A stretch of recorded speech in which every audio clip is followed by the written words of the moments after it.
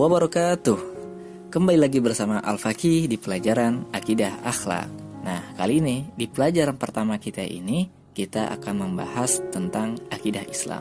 Sebelumnya apa kabar semuanya? Semoga kita semua dalam keadaan sehat dan masih tetap semangat buat belajarnya. Pengertian akidah Islam. Secara bahasa, akidah bisa diartikan sebagai ikatan atau keyakinan. Kata akidah ini dimaknai sebagai keyakinan hati atas sesuatu.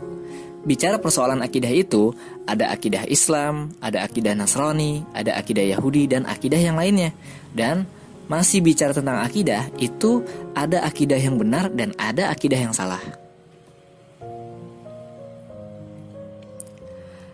Menurut Yusuf Qaradawi, akidah Islam itu artinya suatu kepercayaan yang meresap ke dalam jiwa dan diyakini sepenuh hati, tanpa adanya keraguan, serta memberi pengaruh terhadap pandangan hidup, tingkah laku, dan kegiatan sehari-hari.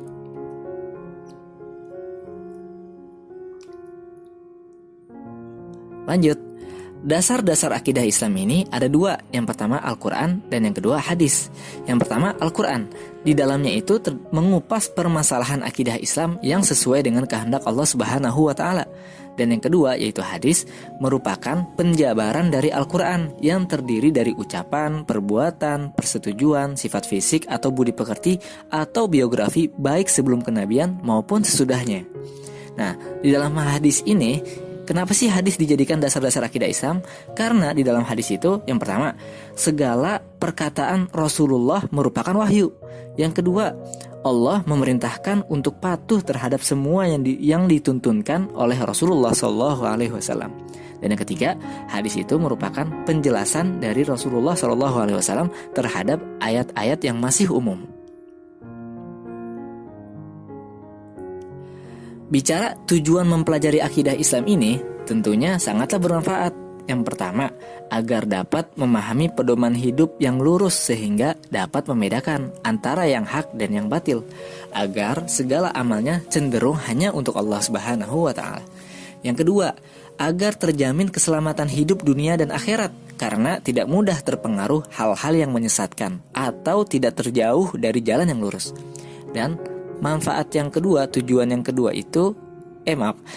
ketiga itu adalah untuk meningkatkan keimanan dan ketakwaan kepada Allah karena selalu dekat dengan Allah Subhanahu wa Ta'ala dan Rasulnya. Oke, kita lanjut pembelajarannya ya. Manfaat mempelajari akidah Islam. Kalau tadi kita bicara tentang tujuannya, sekarang manfaatnya. Apa nih?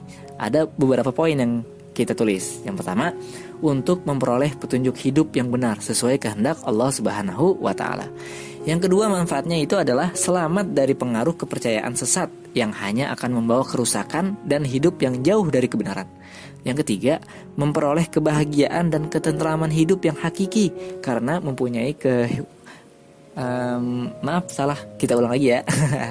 Yang ketiga, memperoleh kebahagiaan dan ketentraman hidup yang hakiki karena mempunyai hubungan batin dekat dengan Allah Subhanahu wa Ta'ala.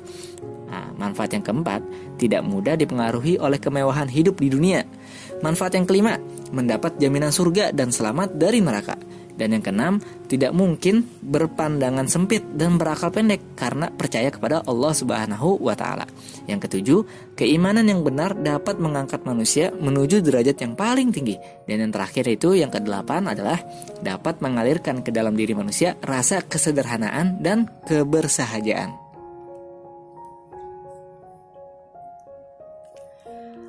Lanjut, perilaku yang sesuai dengan nilai-nilai akidah Islam. Nah, hati yang berakidah Islam itu, maka setiap perbuatan mengarah hal-hal baik sesuai dengan akidah Islam. Nah, di antaranya itu adalah beribadah hanya untuk mencari Allah Subhanahu wa Ta'ala atau ikhlas. Kedua, ibadah dengan sungguh-sungguh dan niat hanya mengharapkan ridha Allah Subhanahu wa Ta'ala. Yang ketiga, selalu meningkatkan ketaatan kepada Allah Subhanahu wa Ta'ala dan menjauhi segala larangannya. Dan yang keempat, selalu berusaha meningkatkan mutu peribadatan dan amal soleh sesuai dengan akidah Islam. Oke, itu aja pelajaran kita pada hari ini. Jika ada yang mau ditanyakan, bisa di kolom komentar ya. Semoga bermanfaat. Nah, terima kasih untuk Slashgo yang telah menyiapkan template PPT yang super simple dan keren ini. Oke, wassalamualaikum warahmatullahi wabarakatuh.